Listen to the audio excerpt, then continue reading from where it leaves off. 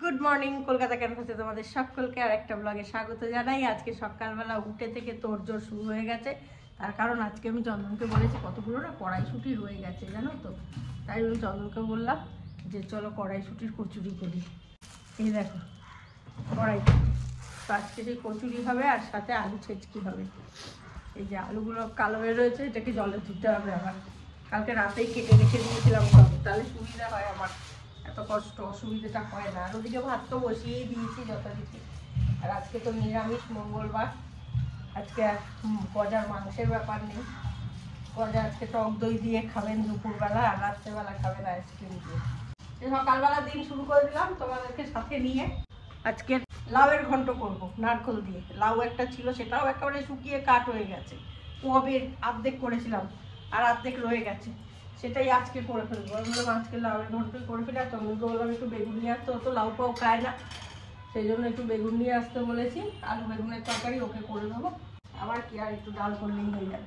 এই নিরামিষের দিন না 17 রকমের রান্না করতে হয়, এইটাই যা ঝামেলা। আমিষ হলে একরকম মেনু হলেই হয়ে যায়, নিরামিষ হলেই সমস্যাটা।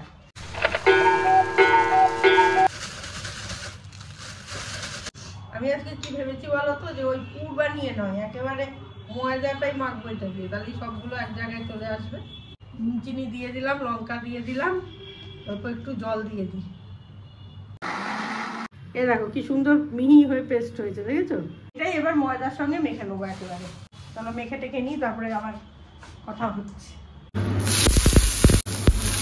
উল্টো দিকে মুখ করে, আজকে মঙ্গলবার তো কোনো ভালো কিছু গন্ধ পাচ্ছে না, মন মেজাজ ঠিক নেই, দেখেছো? দেখো মুখ কালো করে ও মার ওখানে গিয়ে শুয়ে আছে। মা শুয়ে আছে খাটে, ও শুয়ে রয়েছে। রোদ উঠেছে বলে সকাল সকাল সব জামা কাপড় কেচে দিয়েছি। আরও কিছু জামা কাপড় আছে ঢুকিয়ে রেখেছি, এটা শুকোলে ওইটা দেবো। এত জামা কাপড় জমে গেছে যে জামা কাপড় কাচার পর্ব চলছে। আর কালকে তাই চন্দনকে বলছিলাম যে এত দেখবে লাউটা দেখাই, দাঁড়াও আগে।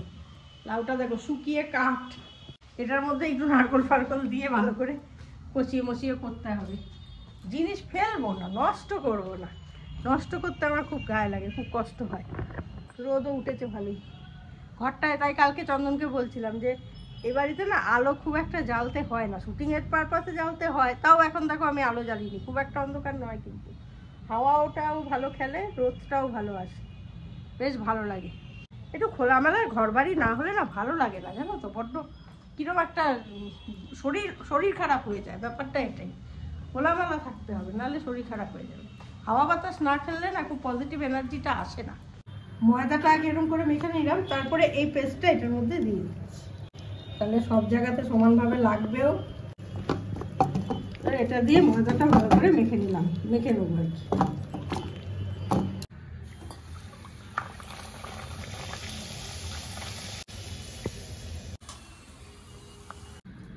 আচ্ছা লুচি দেবো তোমার? স্নান পুজো সেরে আজকে মানে বিরাট পুজো, বসেছি 1টায়, উঠলাম এই 2:30টায়। কালো জিরে ফোড়ন দিয়েছি আর কাঁচা লঙ্কা চিড়ে দিয়েছি, দিয়ে নুন হলুদ দিয়ে এটাকে ভালো করে একটু ভাজছি। ভেজে ওপর থেকে নারকোল দিয়ে দেবো, আর কিচ্ছু করবো না। এটাই খেতে দুর্দান্ত হয়, দারুণ খেতে হয়।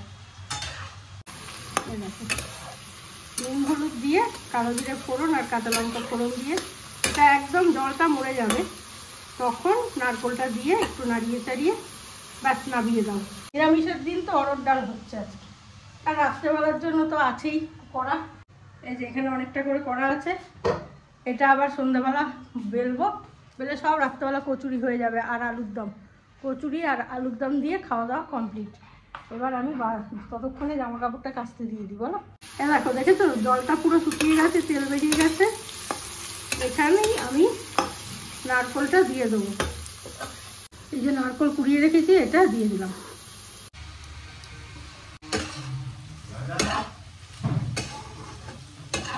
আমার লাউ ঘন্ট কমপ্লিট, এবার নামিয়ে নেবো। আজকে আমার সব রান্না বাকি, জানো? সকালবেলার দিকে ব্রেকফাস্টটা বাড়িতে করলেই এই সমস্যাটা আমার হয়ে যায়। আসলে উঠতে দেরি হয় তো, এটা আমাদের একটা বিরাট ফল। আমরা সকালে উঠতে পারি না, এটার জন্য না দিনটাকে ইউটিলাইজ করতে পারি না।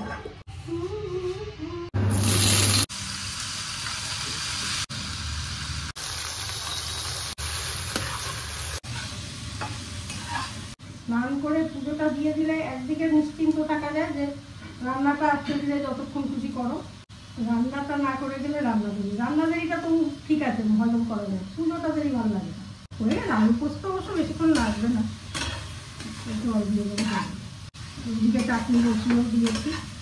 আমার জন্য একটা বেগুন দেখলাম পাওয়া গেছে, ছিল ফ্রিজে, তো খুঁজে খাজে বার করার গল্প সব। এটা একটু ভেজে নেবো, ডাল দিয়ে খেয়ে নেবো। বেগুনটা নষ্ট করে তো লাভ নেই বলো, তার থেকে বরং পেটেই থাকুক। এখনকার টমেটোগুলো এমন হচ্ছে রং বদলায় না, তুমি যতই ভাজো না কেন এক রকম হয়ে থাকে।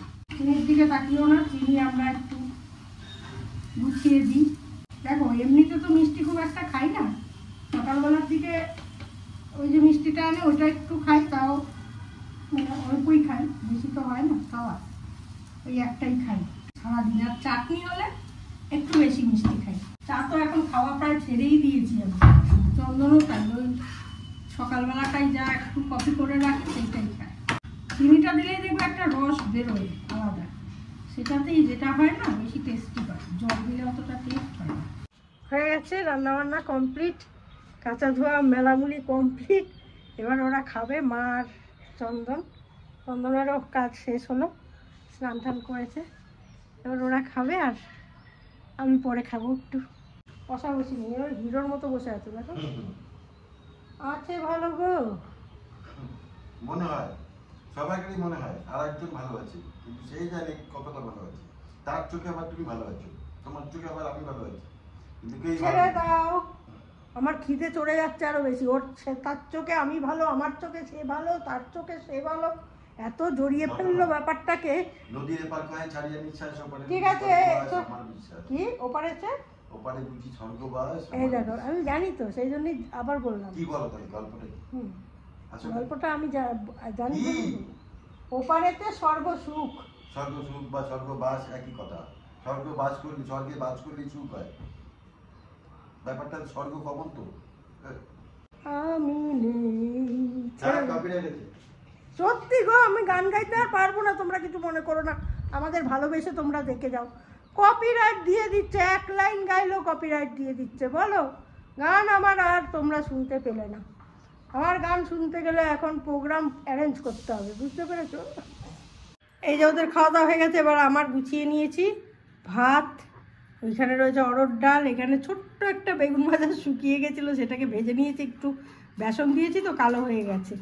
আর এইখানে ওই যে ঘন্টটা লাউয়ের নারকোল দিয়ে, এইখানে আলু পোস্ত, এখানে টমেটোর চাটনি। আড়াইটার সময় বসিয়ে কতগুলো মেনু রান্না করে ফেললাম বলো, সুগৃহিণী আমি, বলতেই হবে। চলো আর কথা বাড়াতে পারছি না, খিদে পেয়ে গেছে তোর কেন। সন্ধ্যা ঘনা তো যখন পাড়ায় পাড়ায় রক থাকতো ভরে কিছু বখাটে ছোড়ায়। কথাটা মনে পড়লো কেন বলো তো, আমি বাড়ির কাজ সারতে সারতে দুপুরবেলা সূর্যদেব ঢলে আসে, তো যাই হোক এবার একটু শোবো, আর পাচ্ছি না। দেখো আমি কালকে কালার করেছি, আজকে এটা সাদা বেরিয়ে গেছে। এদিকে চুল নেই, কিন্তু খুদি খুদি খুদি খুদি সারা মাথায় চুলে ভর্তি। আজকে এখানেই শেষ করে দিচ্ছি ভিডিওটা, যদি ভালো লাগে। আর লাভের যে ভাজাটা দেখালাম কেমন বলো জানিও কমেন্ট বক্সে, এটা দারুণ লাগে কিন্তু খেতে, দারুণ খেলাম আজকে, জানো তো, অনেক দিন পর খেলাম এটা। তো যাই হোক আজকে ভিডিও এখানে শেষ করছি, যদি ভালো লাগে লাইক শেয়ার কমেন্ট করো। নেক্সট ভিডিও নিয়ে আবারও আসছি, ততক্ষণের জন্য সঙ্গে রাখো, দেখতে থাকো তোমাদের একান্ত প্রিয় পরিবার, কাছের পরিবার, সব্বার পরিবার, গজার পরিবার, কলকাতা ক্যানভাস।